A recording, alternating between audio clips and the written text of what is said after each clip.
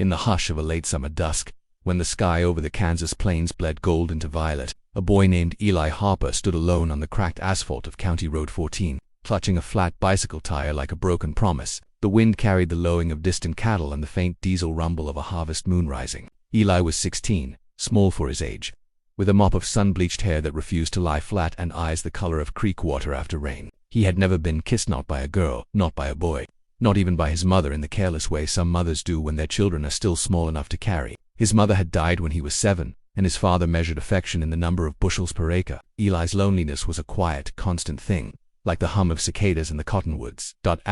He knelt to inspect the tire, fingers black with rubber dust, when the ground began to tremble. Not the gentle shake of a passing grain truck, but a deliberate, earth-deep thud that rattled the fillings in his teeth. Dust devils spun up from the ditches, a shadow eclipsed the moon, and Eli looked way up into the face of a woman so tall she blotted out the stars.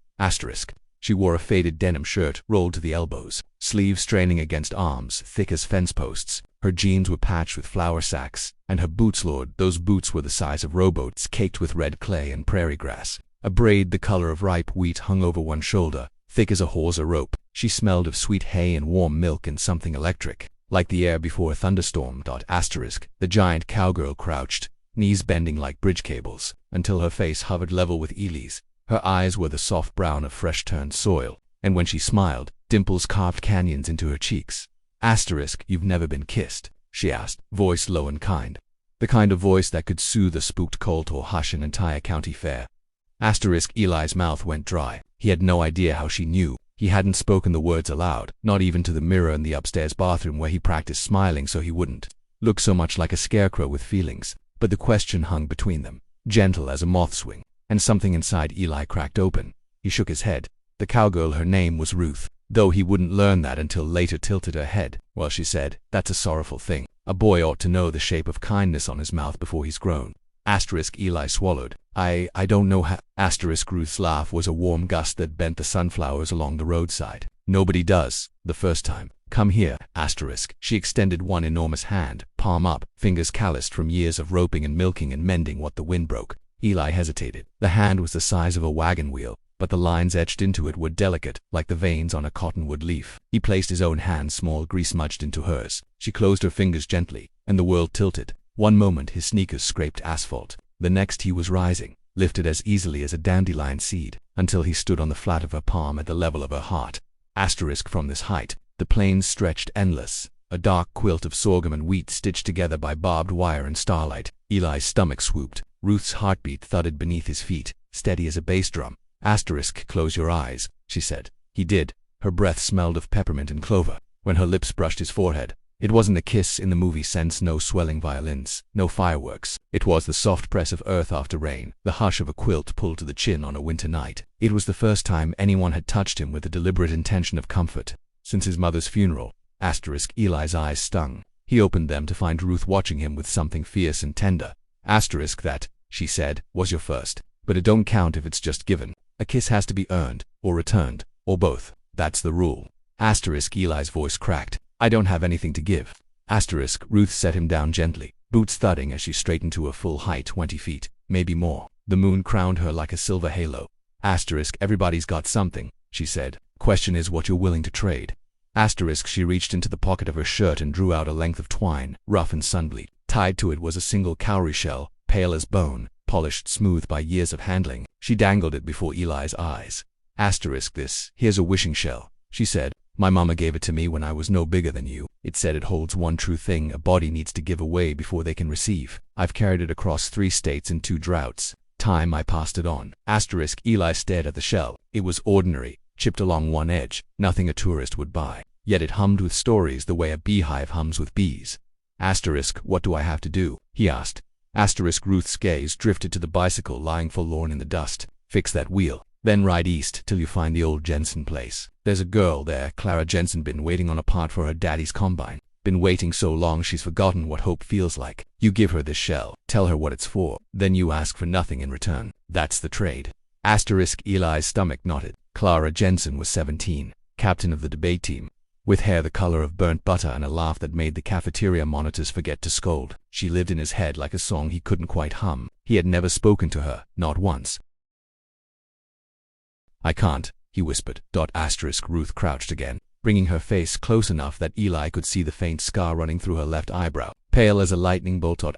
Fear's just a story we tell ourselves, she said. You rewrite it, or it writes you. She pressed the shell into his hand. It was warm, pulsing faintly, like a second heartbeat. Eli looked at the bicycle. The tire was shredded, rubber flapping like a wounded bird. He had no patch kit, no spare tube. But Ruth reached into her overalls and produced a roll of duct tape the size of a tractor tire. She tore off a strip with her teeth and handed it down. Start with what you've got, she said. Together they patched the tire. Eli kneeling in the dirt, Ruth holding the bike steady with one finger. The tape was silver and sticky, smelling of pine and possibility. When they finished, the wheels spun true, wobbling only slightly. Ruth lifted Eli onto the seat. His legs barely reached the pedals, but the bike held. She gave the back fender a gentle push, and Eli coasted into the night, shell clenched in his fist, the giant cowgirl's silhouette shrinking behind him until she was only a stark-round shadow against the moon. The Jensen farm lay 5 miles east, past the windbreak of Osage orange trees and the rusted mailbox shaped like a rooster. Eli's thighs burned. Crickets serenaded him. Once, a coyote crossed the road, eyes glowing green, and Eli's heart leaped into his throat, but he kept pedaling. The shell grew warmer with every turn of the crank. He reached the Jensen place just as the porch light flickered on. The house was a tired two-story with peeling white paint and a swing that creaked in the breeze. In the yard sat a combine the size of a brontosaurus, one wheel missing. Its innards spilled across the grass like mechanical guts. Clara stepped onto the porch, barefoot, wearing an oversized crew t-shirt and cut-off shorts. Her hair was piled on her head in a messy knot, and she held a flashlight that painted gold circles on the siding. She squinted at Eli, then at the bicycle leaning against the fence. Eli Harper, she said, disbelief softening the edges of her voice. It's past 10. He dismounted, legs trembling. The shell burned against his palm. I brought something, he said, and his voice cracked like thin ice. Clara descended the steps. Up close, she smelled of engine grease and honeysuckle. Her eyes were the gray of storm clouds before rain. Eli opened his hand. The cowrie shell gleamed. My friend Ruth, she's real tall, she said to give you this. It's a wishing shell. Holds one true thing you need to give away before you can receive. She said you've been waiting. Clara's fingers brushed his as she took the shell. The contact was brief, electric. She turned it over, tracing the chip with her thumb. My dad's been trying to fix that combine for weeks, she said quietly. Harvest is in 10 days. If we don't get it running, we lose the crop. Insurance won't cover it. I've been praying so hard my knees are bruised. Eli swallowed. Ruth said to ask for nothing in return. Clara looked at him, then really looked at him, then really looked, and something shifted in her face, like clouds parting. She stepped closer. The porch light haloed her hair. You biked 5 miles in the dark to bring me a shell, she asked. Eli nodded.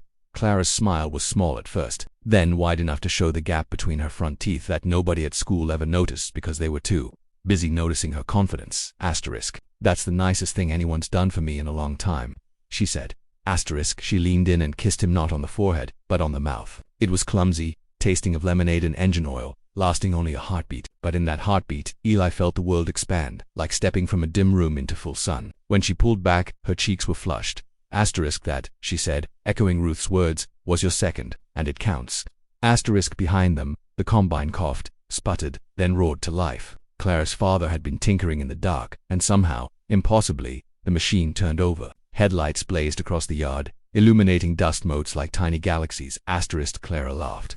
A sound bright as breaking glass. She grabbed Eli's hand and pulled him toward the machine. Together they climbed into the cab, her father too stunned to protest. The engine thrummed beneath them, a living thing. Clara showed Eli how to work the levers, her hands over his, guiding. They drove a slow circle around the yard, the combine's blades whispering through the grass, cutting a perfect heart shape in the moonlight. Later, when the adrenaline faded and Clara's father insisted on driving Eli home in the pickup, Eli clutched the empty twine in his pocket. The shell was gone, but its warmth lingered. At the Harper farm, Eli's father met them at the door, face etched with worry that melted into confusion at the sight of Clara Jensen waving from the passenger seat. Explanations tumbled out: giant cowgirls, wishing shells, combines that fixed themselves. Eli's father listened without interrupting, a rarity. When Clara left, she hugged Eli hard enough to crack ribs. See you at school, she whispered, and thank your friend Ruth. The next morning, Eli biked back to County Road 14. The asphalt was empty. No footprints large enough to swallow a tractor, but pressed into the dust was a single cowrie shell, whole and shining. Eli picked it up. It was cool now, waiting.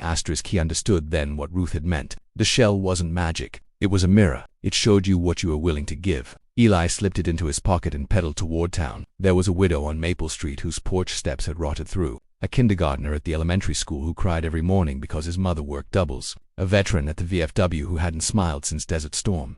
Eli had miles to go, and a heart learning how to give. Years later, when Eli Harper, now a mechanic with grease under his nails and Clara's ring on his finger, told the story to their daughter, he always ended the same way. He'd pull the cowrie shell from his pocket, worn smooth as riverstone, and press it into a small hand.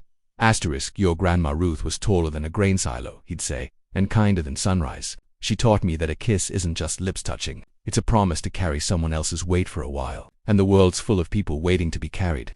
The little girl would clutch the shell and run outside to find someone whose burden looked heavier than her own. And somewhere, on a Kansas back road under a harvest moon, a giant cowgirl would smile, braid swinging like a pendulum.